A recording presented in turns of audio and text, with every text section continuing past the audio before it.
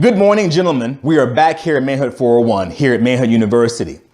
It's good to be back with you all, and I want to jump right into this week's lesson as we continue this particular chunk of semester's lessons that have been purposefully action-oriented. I want to talk to you today about your goals and dreams. Okay, I know I'm always talking to you about your goals and dreams, so there's nothing new there.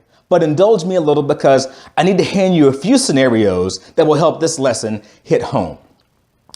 So for my athletes in the room, let's suppose that your goal is to be a running back in the NFL.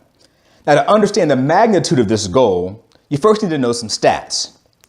A 2013 NCAA study broke down the numbers for those who have NFL dreams.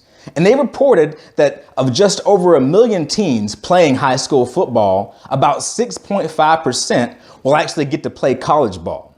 Of that tiny number, only 1.6% will play in the NFL. And that brings the overall probability of a high school player making it to the NFL to just 0.08%. Wow. Hey, for you basketball players, it's about 0.03%. And hey, baseball actually wins the lottery with the whole 0.5% chance. Okay, so back to NFL dreams. Now, before we get too deep into this, let's throw you a lifeline, a little ace in the hole, and give you an uncle who's well connected in football circles. Okay, so you start out in Pee Wee League, and maybe you just got God-given size and speed, so none of the players were ever really able to stop you. Maybe they never wanted to challenge you. Now, your family name will get you onto the junior high and high school teams effortlessly.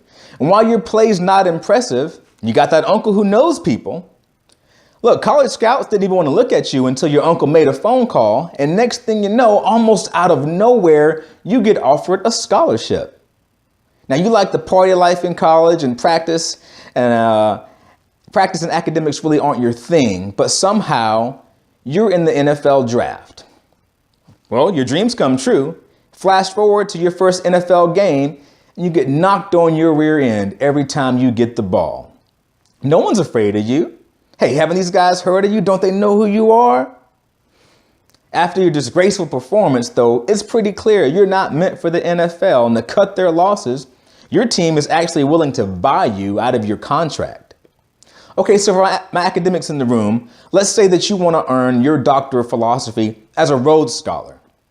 We'll give you an aunt who has influence with the board of the Rhodes Trust. Now, your high school grades weren't anything to write home about, but somehow you wind up at Harvard.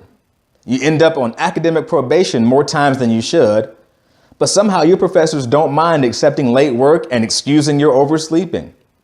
Defying all logic, you walk out with a BA, and surprise, you're admitted to grad school at Yale.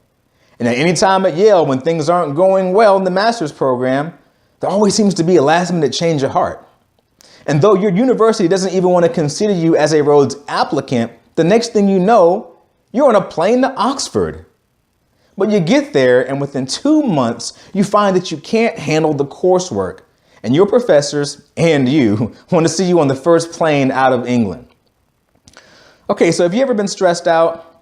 Okay, I get it. That's a stupid question. But did you notice the absence of stress in these scenarios? In the first epistle of James, he writes in chapter 1, verses 2 through 4, "Consider it pure joy, my brothers and sisters, whenever you face trials of many kinds, because you know that the testing of your faith produces perseverance.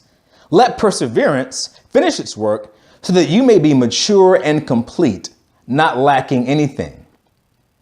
Listen, the reason that the roads to the NFL and Rhodes scholarships are so difficult is because once you get there, it's that much harder to stay. We don't do you any favors in life by making it easy.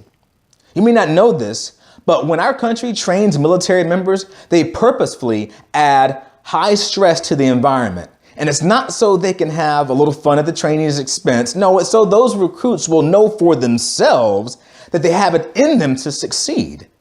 They have to succeed when bullets are flying, when the engines catch fire mid-flight, when the leader of the mission dies, when GPS fails and they're stuck behind enemy lines, or when they're captured and have to resist attempts to elicit sensitive information. You can't just show up to basic training, tell them you have an uncle who's a general or an admiral, and they say, okay, you get a free pass. And you know what? I don't think you would want them to do that. There's a well-known truth about the role that stress plays in performance. You can actually see it on a bell curve. When you don't have enough stress, you're bored, you don't accomplish anything, you don't try. You have no reason to. Now, did you know that if a tree grows without facing any winds, it will grow faster but fall under its own weight when it matures? Now, this was discovered at a research project called Biosphere 2 in Arizona. The trees they planted in a perfect environment, free from stress, could not survive. They needed wind to force them to grow stronger bark and deeper roots. You need adversity to make you better. The first thing you have to do is set a goal. Your first goal will create your first positive stress. Stress will teach you to take a look at what you're dealing with. You may need to throw some things off your plate, but only when you're stressed are you forced to figure out where the dead weight is. When things are easy, you have no need to evaluate your choices. Now, for the athletes, you need to have a tryout, a chance of being cut due to someone else being better. For academics, knowing your GPA is useless if you don't know your class ranking, right? Hey, for the artists and actors in the room, you need to hear what critics have to say about your work compared to your peers. That's how you get better. Now, once the right amount of stress stimulates you, forces you to do something, you start to get creative. You start problem solving. You look to make changes and you measure your progress, which will provide a really good feeling that we call satisfaction. Now, that's right about the time you need to set more goals before you get comfortable again. Now, there's at least one person listening who actually has too much on his plate. You'll notice that the graph also shows what happens when there's too much stress. Once there's too much going on, you are now forced to abort several things almost haphazardly to get yourself to a good, productive place. So no one can tell you what amount of stress is right for you.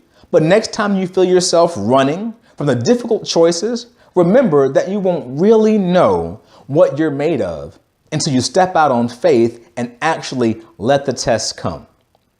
A wise man said, the source of your greatest frustration is also the source of your greatest opportunity. So ask yourself, what am I avoiding so I can take the easy way out?